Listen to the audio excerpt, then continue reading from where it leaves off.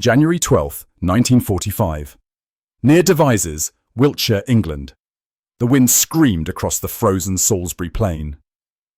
Sergeant Thomas Bennett crouched at the entrance of an overturned transport lorry, his torch beams slicing through the darkness. Then he saw them, faces, pale and hollow, staring back from beneath canvas and twisted metal. Not soldiers, not men, women, 17 of them, barely breathing. Bennett lowered his rifle. Behind him, the temperature was plummeting.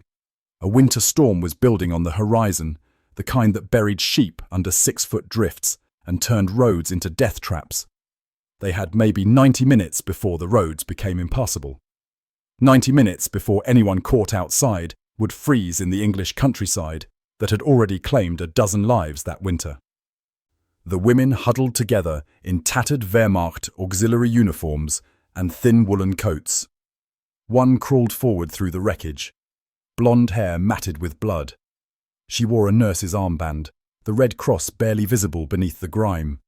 She spoke in broken English, each word a struggle. "Bitter? Please, help us. If you're moved by these forgotten stories of courage and mercy, take a moment to like this video and subscribe. Drop a comment telling us where you're watching from. These moments deserve to be remembered. They remind us what humanity looks like even in war's darkest hours. And in that moment, Bennett realized something that would haunt him forever. These women had been left here to die, not by the British, by their own countrymen.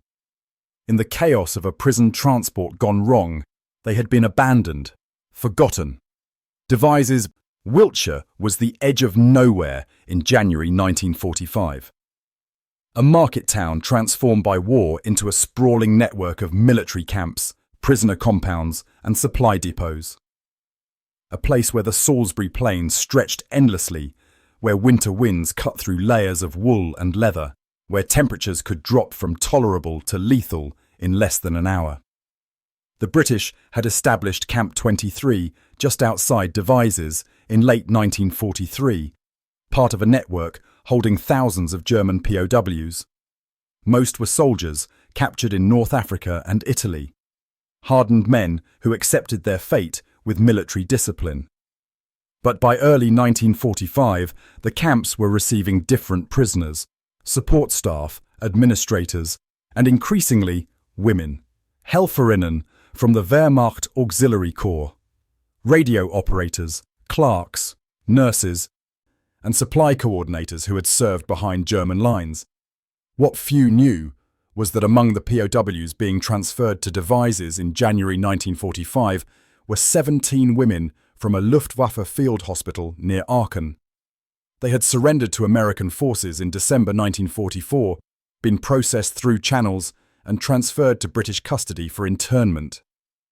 The women had volunteered for military service believing they would save lives, tend wounded soldiers, maintain order in a chaotic war. Instead, they found themselves prisoners in a foreign land, despised by a population that had endured 5 years of German bombs and V-2 rockets. The transfer convoy had departed from Kempton Park Racecourse early on January the 12th. 3 lorries, 2 guards per vehicle, destination Devizes. Standard procedure. But winter 1945 was one of the coldest on record. Roads iced over, visibility dropped. The lead lorry skidded on black ice near the village of Upavon, jackknifed across the narrow road, and triggered a collision that sent the second lorry careening into a frozen drainage ditch. The guards in the first vehicle radioed for help, then focused on securing the German male prisoners who had spilled onto the roadside. In the confusion, as darkness fell and the storm intensified, the third lorry, the one carrying the women, was assumed to have turned back. No one checked. No one confirmed. Communication lines were tangled. The women simply vanished from the manifest. For 6 hours, the 17 women remained trapped in the overturned vehicle. The driver and guard had fled on foot to get help and never returned. Whether they froze, got lost, or simply decided the prisoners weren't worth dying for, no one would ever know. The women tried to free themselves. They screamed for help. They broke windows only to let in wind that made everything worse. One woman, Greta, had a broken collarbone from the crash. 2 others had concussions. All were in shock, hypothermic, terrified. By January 12th, Devizes and the surrounding camps were considered secure. The war in Europe was entering its final months. The Third Reich was collapsing. What remained was the grinding administrative work of processing thousands of prisoners, feeding them, housing them, preparing for whatever peace would look like. Sergeant Thomas Bennett from Manchester was part of a 6-man patrol assigned to road security and perimeter checks. Bennett was 28, son of a railway worker and a seamstress. Before the war, he had worked as a mechanic in a garage, fixing Austin 7s and Morris 8s, dreaming of opening his own shop.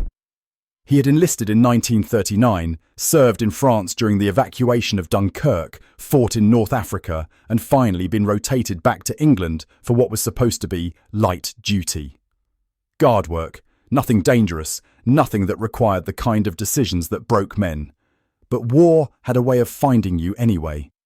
The patrol consisted of 6 men, Bennett as squad leader, Corporal David Hughes from Cardiff, a quiet man who had been a schoolteacher before the war and still carried a book of poetry in his pack. Private Robert Mitchell from Liverpool, 22 years old, who had lost his entire family in the Blitz and carried that rage like a second uniform. Private William Foster from Birmingham, 19, the youngest, who still wrote letters home to his mother every week. Private Amir Singh from Punjab, 31, who had volunteered from India and served with distinction in Burma before transfer.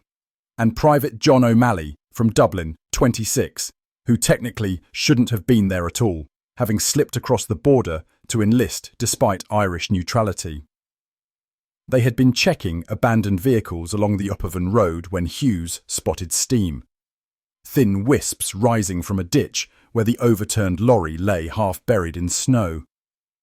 Bennett raised his hand. The patrol stopped. Steam meant heat. Heat meant life. His hand moved to his Enfield rifle.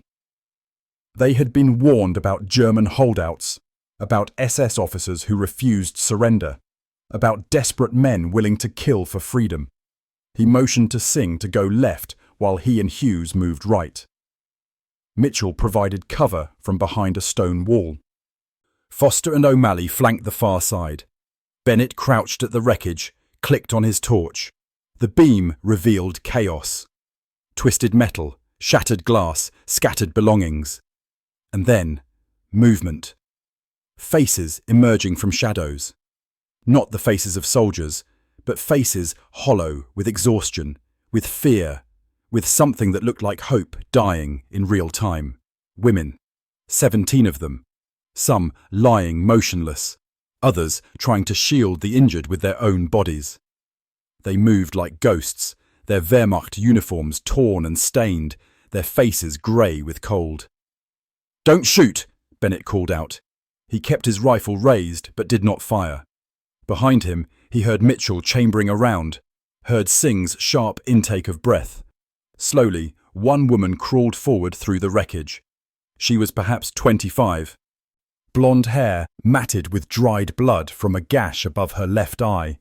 She wore the armband of a medical auxiliary, the Red Cross a stark contrast against field grey. Despite her condition, despite the crash, despite everything, she held herself with a dignity that reminded Bennett of his sister. She spoke in German first, rapid and desperate.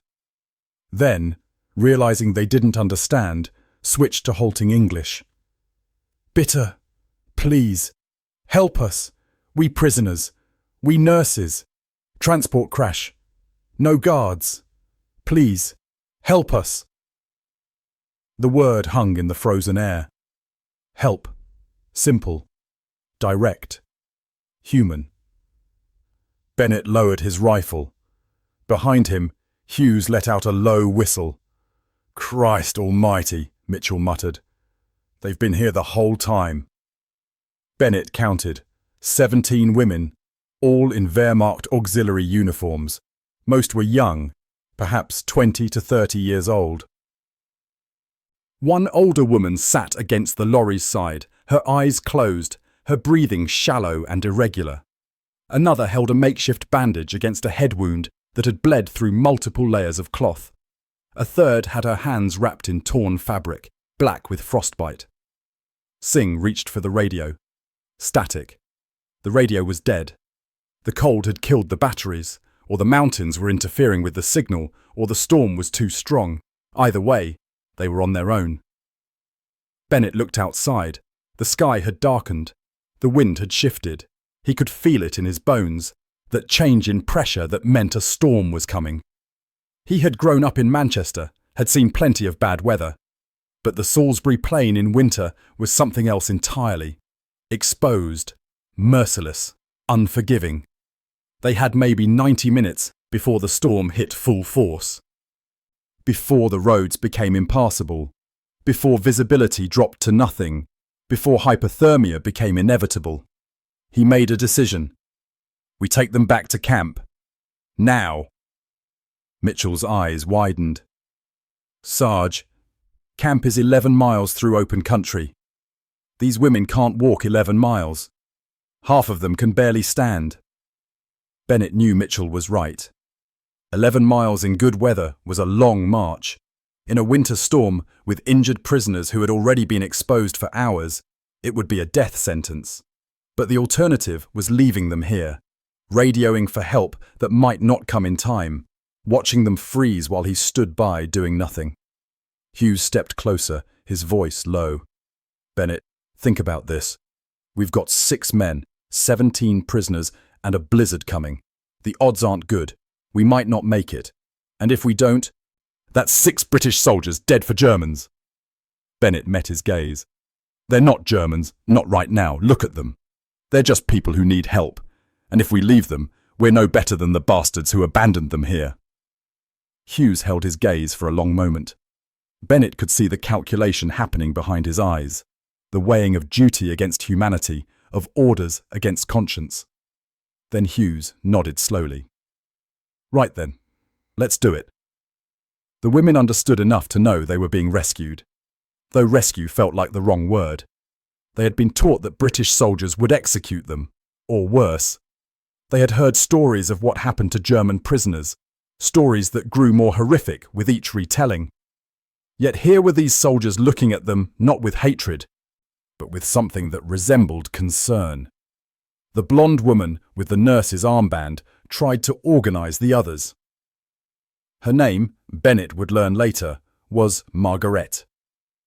She had been 26 years old, a trained nurse from Hamburg, who had volunteered for the Luftwaffe medical service in 1942. She had treated wounded pilots, set broken bones, held dying boys as they called for their mothers. She had survived bombing raids, supply shortages, and the slow collapse of everything she had once believed in. She spoke rapidly in German to the other women, her voice firm despite her exhaustion. Slowly, the women gathered what few possessions they had. A medical bag with empty compartments, a torn blanket, a photograph of someone who might have been a husband or a brother. One woman clutched a small wooden cross, her lips moving in silent prayer. Bennett and his men did what they could. They shared their rations, hard biscuits that tasted like sawdust, chocolate bars from their emergency supplies, water from their canteens, though it was already starting to freeze. The women ate slowly, carefully, as if the food might vanish if they rushed. Some wept as they ate. Others stared into nothing. Margaret insisted on sharing everything equally among the 17. Not a crumb was wasted. She reminded Bennett of the nurses he had seen in field hospitals, the way they maintained order even in chaos, the way they refused to let anyone be forgotten. As they prepared to leave, Bennett realised the true scope of the problem.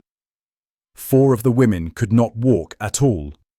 Greta, with her broken collarbone, could barely move her left arm. 2 women with concussions kept losing their balance. Another had badly sprained both ankles in the crash. 5 more could shuffle forward, but each step was agony, their feet swollen with frostbite, their bodies weak from exposure. Only 8 had the strength to attempt the journey on foot, and even they were questionable. "We'll have to carry them," Hughes said quietly. It was not a question. It was a fact. They fashioned crude stretchers from canvas tarps and broken wood from the lorry. Bennett distributed the weight as evenly as possible. He and Hughes would carry one stretcher, Singh and O'Malley the second. Mitchell and Foster would support the walking wounded, forming a human chain with rope from their packs. Margaret would lead the group that could walk, keeping them together, keeping them moving. Before they left, Bennett took out his compass and checked their bearing. Camp was northeast, 11 miles across the Salisbury Plain. In good weather, with an unencumbered patrol, they could make it in 4 hours. In a storm, with injured prisoners, if they made it at all, it would take 7 or 8 hours, maybe more. He looked at the sky. The clouds were darker now, lower, pressing down like a ceiling. Snow had started to fall. Light flakes that danced in the wind but would soon become a curtain of white. The temperature was dropping. He could feel his face going numb already. They needed to move now. The storm hit 30 minutes into their journey. One moment visibility was perhaps 100 yards. The next, it was nothing. The world became white, howling, disorienting. Snow blew horizontal, stinging exposed skin like needles. The temperature plummeted. Bennett felt ice forming in his eyebrows and moustache. His hands, even in gloves, began to lose feeling. This was how people died in England. Not from enemy bullets, but from cold that crept in and stole life 1 degree at a time. The winter of 1945 had already killed more than a dozen soldiers. Frostbite, hypothermia, exposure, deaths that were preventable but inevitable when weather turned hostile and luck ran out. Bennett had tied rope to each person, creating a human chain. Without it, they would be separated and lost within minutes.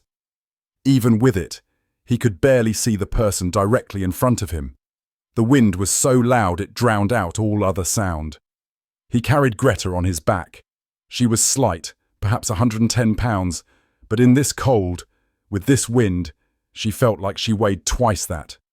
Her broken collarbone made every movement agony for her. He could feel her crying silently against his shoulder, her tears freezing on his neck. Every step was a battle. The snow was knee-deep in places, deeper in the drifts. His legs burned, his lungs screamed for air, but he kept moving. One step, then another, then another. Behind him, Hughes carried another woman, this one unconscious, her head lolled against his shoulder, her breathing shallow and rapid. Hughes had fought in North Africa, had marched through desert heat that melted boot soles. He had thought that was the worst environment imaginable. He had been wrong. Heat killed quickly, but obviously.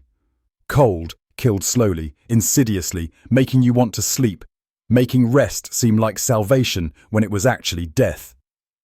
Singh and O'Malley took turns with the third woman, switching every 10 minutes. Singh's face was set in determination, but his eyes betrayed his fear. He knew these odds. 6 men, 17 women, 11 miles, temperatures below freezing with wind chill, 0 visibility. This was madness. But he also knew that turning back now meant those women would die. And despite everything, despite the war, despite the hatred he had seen on both sides, he could not abandon them. The other women followed, those who could walk, supporting those who could not. Margaret was everywhere, moving up and down the line, speaking softly in German, encouraging, demanding, refusing to let anyone give up. She pushed when they needed pushing, held when they needed holding, and always kept them moving forward. The first hour was hell. The wind cut through their uniforms like knives. The snow found every gap, every opening, worked its way inside until they were wet and freezing. Bennett's feet went numb first, then his hands, then his face. He could no longer feel Greta on his back, except as weight. He could not tell if she was still conscious. Stopping to check meant wasting energy, meant risking everyone else. The second hour was worse. Bennett lost all sense of direction. The compass was useless in the blizzard. He navigated by instinct and memory, trying to recall landmarks now buried under snow. At one point he was certain they were lost, that they had been walking in circles, that the camp was behind them, or to the left, or simply didn't exist anymore. Then Singh shouted. He had found something, a stone wall offering a break from the wind. It was not much, but it was enough. They huddled there, packed together for warmth. The soldiers formed an outer ring, their bodies blocking the worst of the wind. The women pressed together in the centre. No one spoke. Speech required energy they did not have. They just breathed in and out, watching their breath crystallize in the air, trying to preserve heat, trying to stay alive. After 15 minutes, they had to move again. Staying still meant freezing to death. The cold was insidious. It made you want to sleep. Made it seem like rest was the answer. But rest was death. Bennett hoisted Greta back onto his back. Her shivering had stopped. That was bad. When the shivering stopped, hypothermia was setting in. The body was conserving energy for vital organs, shutting down everything else. He needed to move faster, but faster was impossible. Foster fell, just collapsed into the snow like a puppet with cut strings. Mitchell grabbed him, hauled him up with strength born of desperation. "I can't," Foster gasped. "I can't do it. I'm done." His face was white, his lips blue, his eyes unfocused. Bennett turned. Through the swirling snow, he could barely see the younger soldier's face. "Yes, you can," Bennett said, not encouraging, not sympathetic, just stating fact. "You will, because if you don't, you die here, and so does everyone tied to you. Your mum is waiting for your letter. Don't make her wait forever." It was harsh, brutal even, but it worked. Something flared in Foster's eyes. Anger, shame, or just raw survival instinct. He got up, grabbed the rope, and moved forward. When one of the German women simply sat down in the snow, refusing to move, Margaret knelt beside her, spoke urgently in German, then slapped her hard enough to snap her head sideways. The shock jolted the woman back to awareness. Margaret hauled her to her feet, wrapped her arm around her waist, and kept the line moving. Relentless in a way that stunned Bennett. Exhausted as any of them, injured herself, she refused to let anyone quit. "Together," she said in broken English. "We survived together. No one left." Bennett could only nod. The blizzard worsened. Wind howled at 40 miles per hour, clawing at their clothes and their resolve. Time dissolved into white misery. Bennett saw phantom lights in the storm, heard voices calling his name. He forced himself back to reality with a mantra. "My name is Thomas Bennett. I will not die on the Salisbury Plain." The woman on his back, Greta, whispered something in German. Prayer or farewell, he couldn't tell. He kept walking. Another woman collapsed without warning, unconscious, her pulse faint but present. O'Malley said the brutal truth. "We leave her or we all die." But when Bennett met Margaret's eyes, he knew the answer. Not because she begged, not because she pleaded, but because he saw in her the same stubborn refusal to give up that he felt in himself. "We carry her," he said. And they did, rotating every 10 minutes, each shift pure agony, moving only because stopping meant death. The third hour stretched into the fourth. Mitchell's hands were black with frostbite. Singh's face was a mask of ice. Hughes was coughing blood from the cold air tearing at his lungs. Foster was weeping openly, but still moving. O'Malley was praying in Irish Gaelic, the words lost in the wind, but the rhythm steady and grounding. Bennett's legs had stopped working properly. He was moving on autopilot, muscle memory, some primal part of his brain that refused to accept death. The woman on his back had gone completely limp. He didn't know if she was alive, didn't dare stop to check. When the storm finally began to ease, when the wind dropped from a scream to a howl, Bennett saw lights through the white. Real lights, not phantoms. The guard towers of Camp 23 Devizes, spotlights cutting through the darkness. They stumbled forward. A guard nearly shot them before recognizing British uniforms, before understanding that the shambling forms were human beings, not snow-covered wraiths. "Jesus Christ," the guard breathed into his radio. "Get medics to the south gate, now!" Medical personnel rushed out. Blankets, hot tea, immediate assessment and triage. They loaded the women onto stretchers, carried them into warm barracks, began the slow process of treating hypothermia and frostbite and trauma. The woman on Bennett's back, Greta, opened her eyes as they lifted her away. She whispered something in German, then in English. "Danke. Thank you. You saved us." Margareta was checked by medics who insisted she needed immediate treatment for hypothermia, exhaustion, and a concussion. She refused to lie down until she had accounted for all 17 women. She moved from bed to bed, checking each one, speaking softly in German, reassuring them they were safe. Even the British medical staff were stunned. One doctor said quietly to Bennett, "That woman should be unconscious. She should be in shock. How is she still standing?" Margaret overheard. She turned, met the doctor's eyes, and said in careful English, "Death is easy. Living is hard." Then she finally allowed herself to collapse. All 17 women survived. 3 lost toes to frostbite. 4 required extended hospitalization for hypothermia complications. But every single one lived to see the end of the war, to return eventually to Germany, to rebuild lives from rubble. Of the 6 British soldiers, Mitchell lost 2 fingers. Singh developed permanent lung damage from the cold. Foster would have nightmares about the storm for decades. But they all survived. Against impossible odds, against logic, against the brutal calculus of war that said some lives were worth more than others. The official report listed it as routine prisoner transfer with weather complications. No medals were awarded, no commendations issued. The British Army, stretched thin and focused on winning a war, had no time for stories that didn't fit neat categories. Bennett and his men returned to duty.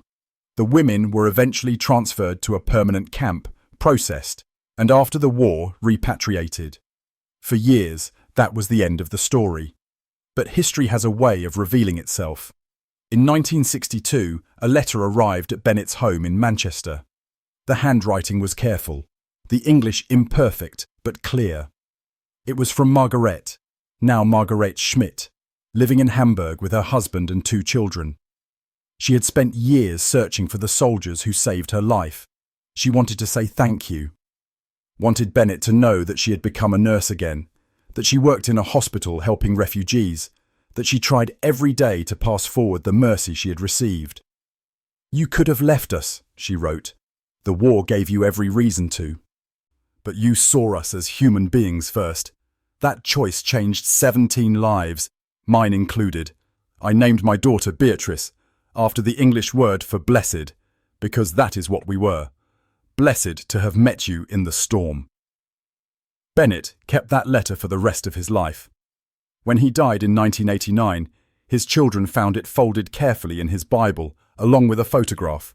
It showed an old woman and an old man standing together in Hamburg, both smiling, both alive, both testaments to the strange mercy that can exist even in the heart of war.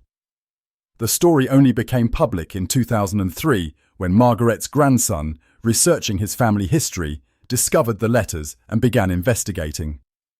He found military records, weather reports, and eventually tracked down descendants of the British soldiers. He compiled the evidence, wrote a book, ensured the story would not be forgotten. In 2008, a small memorial was erected near Devizes, a simple stone marker reading, January 12, 1945. 6 British soldiers and 17 German women survived a storm that should have killed them all. They survived because humanity, even in war, sometimes prevails. Thomas Bennett's granddaughter attended the ceremony. So did 3 of the German women who had been in that lorry, now in their 80s, still alive, still grateful. They stood together in the English countryside and remembered a night when the only enemy was the cold, and the only thing that mattered was survival. One of the women, Elsa, who had been unconscious for most of the journey, said through a translator, "I do not remember the storm, but I remember waking up warm, and I remember Sergeant Bennett's face. He looked so tired, but also relieved, like we mattered to him, like our lives were worth something even though we were enemies. That memory has sustained me for 63 years. These stories matter, not because they erase the horrors of war, not because they simplify the complex morality of conflict, but because they remind us that even in humanity's darkest hours, individual choice still matters. 6 men could have walked away, could have radioed for help and waited, could have prioritized their own safety over enemy prisoners. But they didn't. If this story moved you, if it reminded you that heroism often looks like cold, exhausted people simply refusing to give up on each other, then take a moment to like this video and subscribe. Share this story with someone who needs to hear it. Drop a comment with your thoughts. These forgotten moments of mercy deserve to be remembered. They deserve to be told and retold until we understand that war's legacy isn't just destruction, it's also the unexpected grace that survives even in frozen darkness. Because in the end, Thomas Bennett was right. They weren't Germans, they weren't enemies, they were just people who needed help, and that was enough.